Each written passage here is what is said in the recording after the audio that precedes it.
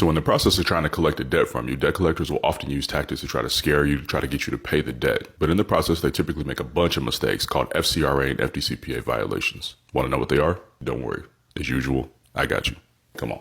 Falsely misrepresenting or implying that the debt collector is vouched for, bonded by, or affiliated with the United States or any state of the United States, including using symbols, badges, or logos that are typically used by those entities. False misrepresentation that the communication is from an attorney or by an attorney, including using fake court papers or language that could be misconstrued as legal advice. Failure to honor a cease and desist notice. If you need one, I got it. Using symbols, logos, or language on the outside of an envelope that indicates an attempt to collect a debt, including a huge red stamp on the outside of the envelope that says final notice. Calling before 8 a.m. or after 9 p.m. if the caller fails to disclose their identity, which includes the use of an alias or a fake business name. Now, if you actually get evidence of a debt collector violating any of these rules, you can turn the tables on them by taking them to court. Each one of these violations carry a $1,000 fine. Now go ahead and get paid. Make sure you follow for part 2 on more tips and tricks that'll help you increase your credit scores.